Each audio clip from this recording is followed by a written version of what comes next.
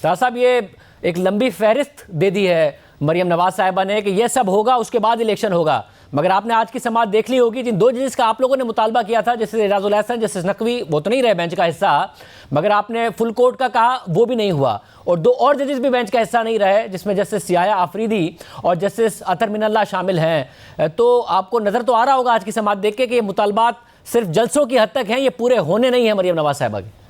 देखिए, बहुत शुक्रिया शाहजेब खानजादा साहब। बिल्कुल मरियम नवाज शरीफ साहिबा ने जो एक स्लोगन दिया है, जो नैरेटिव है कि पहले अदल फिर इलेक्शन, देखिए 2018 का एक पस मंजर है, वो जहन में रखना चाहिए कि हमें जिस तरह हमारी लीडरशिप को नाअहल किया गया, एक JIT बनाई गई, रोजाना की बुनियादों पर ट्रायल किया गया, हमारी पार्टी के मुख्तलिफ हिस्से किए गए और उसके बाद हमें इलेक्शन में भेजा गया। इसके बावजूद हम पंजाब में सिंगल लार्जेस्ट पार्टी के तौर पर जो है वो उभर के सामने आए। तो देखिए, ये बड़ा अफसोसनाक है कि फुल कोर्ट का हमने जो डिमांड रखी वो पूरी नहीं हुई। और अभी भी जो जैसे याया आफरीदी का अगर आपने नोट पढ़ा हो, उन्होंने रिक्यूज नहीं किया। उन्होंने कहा कि मैं ये नहीं समझता कि आर्टिकल 184(3) का इतलाक यहाँ पे होता है, जबकि यही केस 2 हाई कोर्ट्स में जेर समाअत हैं और मैं बेंच में अपनी शमूलियत को चीफ जस्टिस साहब की स्वाबदीद पे छोड़ता हूँ। और इसके साथ अतर मिनल्ला साहब ने अग्री किया तो उनको बेंच में नहीं रखा गया। देखिए, जब आईनी तशरीह का मामला होता है और एक मुल्की जो मामलात आगे चलने हैं तो उसमें फुल कोर्ट बना देते तो कोई हर्ज नहीं था। मगर अभी भी इनको तमाम वो चीजें देखनी होंगी कि क्या फाइनेंस डिपार्टमेंट, फाइनेंस मिनिस्ट्री के पास वो अवेलेबल रिसोर्सेज हैं कि वो इलेक्शन को फंड कर सकें। क्या जो सेंसस 20-25 अरब रुपए लगा के वो 1 मार्च से शुरू हो रहा है, ये मुमकिन है कि 2 सूबों में पुराने इस मरदमशुमारी पे इलेक्शन हो? देखिए तार साहब, ये वो वजूहात हैं जिसकी बिना पर तो फिर शायद कोई भी जो सिटिंग गवर्नमेंट होगी वो इलेक्शन ही नहीं होने देगी। वजूहात देके मैं कह रहा हूँ जो आज की समाअत हुई है और जो इतनी लंबी फहरिस्त है मरियम नवाज साहिबा की, ये किससे मुतालबा है? क्या चीफ जस्टिस खुद सू मोटो ले लें कि नवाज शरीफ साहब तो पाकिस्तान नहीं आ रहे हैं, मगर उनके साथ जो कुछ हुआ वो सारे के सारे मामलात को वो देखें और या तो ये फैसला करें कि जो नवाज शरीफ के साथ हुआ वो गलत था, वो रिवर्स कर दें, या फिर ये फैसला करें कि जो कुछ नवाज शरीफ के साथ हुआ वो इमरान खान के साथ होगा, फिर इलेक्शन होंगे। तो ये क्या डिमांड है? ये जलसे के नैरेटिव की हद तक तो समझ में आता है जो मरियम नवाज साहिबा कह रही हैं, ये प्रैक्टिकल मुतालबा कैसे है? नहीं, ये प्रैक्टिकल इस तरह से है कि ये बात आपको समझनी होगी कि अगर एक वजीर आजम को बेटे से तनख्वाह ना लेने पे निकाला गया है तो फिर दूसरे वजीर आजम को बेटी डिक्लेयर ना करने पे भी निकाला जाए, उस पे लंबी लंबी तारीखें ना दी जाएं और इमरान खान साहब उस केस में मेंटेनेबिलिटी के पीछे छुप रहे हैं। और ये कोई इखलाकी बात नहीं है, ये कोई उस तरह की इमोरल बात नहीं है। कोई भी एसेट आपने डिक्लेयर ना किया हो, वो जमीन हो, वो वेल्थ हो, वो कैश हो, वो गोल्ड हो, वो बैंक अकाउंट हो, वो खड़ी हो, आपने जब एक चीज छुपाई है बतौर पब्लिक ऑफिस होल्डर, तो जिस मयार से नवाज शरीफ साहब को गुजारा गया, जिस बारीक बीनी से उनकी स्क्रूटनी हुई, तो ये क्या वजह है कि इमरान खान साहब तेरियन जेड वाइट का केस जो इस्लामाबाद हाई कोर्ट में जेर समाअत है, उसकी हियरिंग पे वो मेंटेनेबिलिटी पे आर्ग्यू करते हैं, मेरिट्स पे आने नहीं देते, हीले बहाने करके लंबी तारीख ली जाती है। कभी वकील कहता है दांत में दर्द है, कभी वकील कहता है मैं मुल्क से बाहर जा रहा हूँ। और तोशा खाना का भी यही मसला है। तोशा खाना का एक बाकायदा ट्रायल चल रहा है सेशन कोर्ट के अंदर, उसमें कभी एक बहाना कभी दूसरा बहाना। अब उन्होंने उन जज साहब की जुरिस्डिक्शन को चैलेंज कर दिया है। फर्द जुर्म आयद होनी थी पिछली 2 पेशियों से पहले, अब 3 पेशियां गुजर चुकी, फर्द जुर्म आयद नहीं होने दी जा रही। तो देखिए, मैं तो ये समझता हूँ कि अगर मेरी जमानत होती, मैं एक मिडिल क्लास पॉलिटिशियन हूँ, मुझे तो कटहरे में खड़ा कर दिया जाता। एक लाडले को पूछा जा रहा है कि भाई साहब आप शाम को आएंगे, दोपहर को आएंगे, सुबह आएंगे या रात को आएंगे। इतने मोहलत और इतना मौका पाकिस्तान की तारीख में किसी सियासतदान को नहीं दिया गया। मगर एज ऑफ नाउ फिर जो ग्राउंड रियलिटीज हैं, जो आपके शिकवे हैं, जो मरियम नवाज साहिबा भी कर रही हैं, बिलावल भुट्टो ज़रदारी साहब भी कर रहे हैं, मगर जो ग्राउंड रियलिटीज हैं उसको मद्देनजर रखते हुए तो ये साफ नजर आ रहा है कि अप्रैल में आपको पंजाब और खैबर पख्तूनख्वा में इलेक्शन लड़ना है। फिर जो दूसरी ग्राउंड रियलिटी आपकी पॉपुलैरिटी की है, उसको देखते हुए ये नजर आ रहा है कि आपके लिए जीतना बड़ा मुश्किल है। मतलब राजनपुर के इलेक्शन में कल जो हुआ वो भी आपने देख लिया। देखिए, मैं ये नहीं समझता कि किसी भी सूरत जो है वो हमारी पॉपुलैरिटी का कोई इशू है। कल राजनपुर का इलेक्शन हुआ, 2018 में हमारे पास उम्मीदवार नहीं था, हमने उम्मीदवार खड़ा किया, उसने 55,000 वोट लिए और एक सिंपैथी फैक्टर था। जाफर लगारी साहब फौत हुए। हर हल्के के अपने डायनामिक्स हैं, मगर हम समझते हैं कि we will put up a good fight, हम समझते हैं कि हम एक अच्छा मुकाबला करेंगे। मगर सुप्रीम कोर्ट का इस इलेक्शन मैटर को टेकअप करना गुलाम महमूद डोगर के केस में, उसने बहुत शक व शुबहात को जन्म दिया। और अब भी जिस तरीके से इस मामले को चलाया जा रहा है, हमारे तहफ़्फ़ुज़ात अपनी जगह पे, मगर अदल व इंसाफ होना नहीं चाहिए, होता नजर भी आना चाहिए।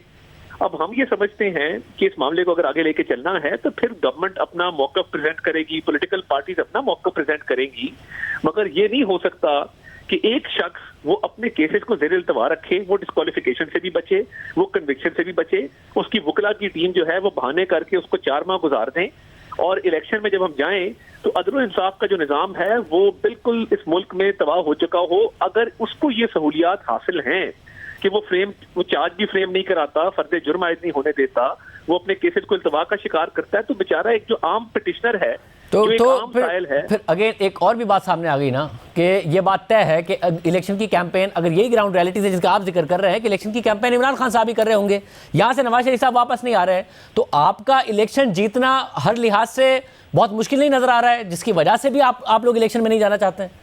نہیں, میرا خیال ہے کہ اگر نواز شریف صاحب کی جب بھی فیصلہ ہو واپسی کا, اور وہ آ کے تو اپنی اسلام آباد ہائی کورٹ میں اپیل دائر کرتے ہیں, اور اپیل دائر کرنے کے بعد وہ یہاں پہ آ کے سرنڈر کرتے ہیں اور لیگل گراؤنڈز پہ اپنا کیس آرگیو کرتے ہیں, جن بنیادوں پہ مریم نواز شریف صاحبہ کا اکویٹل ہوا, تو ان کو بھی وہی گراؤنڈز اویلیبل ہیں. یہ لیول پلینگ فیلڈ جو ہے یہ ہونی پڑے گی.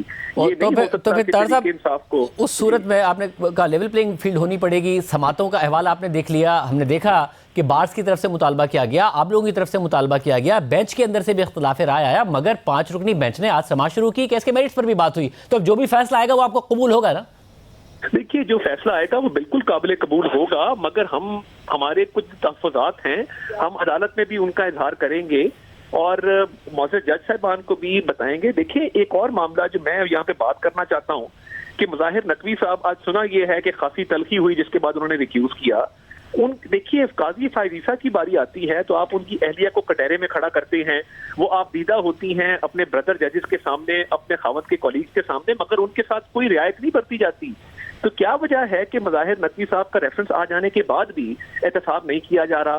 وہ جو 4 کنال کا گھر ہے جس کی قیمت 25 سے 30 کروڑ روپے ہے, انہوں نے 10 کروڑ میں خریدا, اور انہوں نے جس خریدار سے خریدا اس میں 1 دن پہلے وہ خریدا تھا. یہ بڑے دس از ٹپ آف دی آئس برگ. یہ دیکھیے, یہ احتساب اپنا گھر صاف کریں گے تو یہ معاملہ آگے چلے گا, ورنہ ان کے احتساب کو, انصاف کو کون مانے گا؟ اگر آپ اس سارے میں آپ دعوے دار تھے کہ جو آپ لوگوں کے ساتھ ہوا وہ نہیں ہوگا, جو جنرل امجد شعیب صاحب کے ساتھ ہوا ہے, ایک مزے کا خیز FIR پہ ان کی گرفتاری, یہ کیا کیا آپ لوگوں نے؟ دیکھیے, میں نہیں سمجھتا کہ ہم نے کوئی بھی اس طرح کی انتقامی کارروائی کی ہے جس سے ہم گزرے ہیں. ہماری پوری لیڈرشپ اندر تھی. شہزاد اکبر نامی آدمی جس ملک میں نہیں ہے, اللہ کرے وہ واپس آئیں اور اپنے ملک کو سرو کریں. جس طرح وہ مشیر کے طور پہ بیٹھتے تھے, اعلیٰ عہدوں کے اوپر مراد لیتے تھے, فائدہ اٹھاتے تھے, اختیارات کا استعمال کرتے تھے. یہاں تو جیلوں میں کہا جاتا تھا اس کا پنکھا بند کر دو, اس کا ہیٹر بند کر دو, اس کا گھر کا کھانے نہ دو. آہا چیمہ کے 2 بچے, ایک 3 سال کا تھا, ایک 5 سال کا تھا, وہ آج پوچھتے ہیں کہ ان کے باپ نے 3 سال جیل میں کیوں گزارے.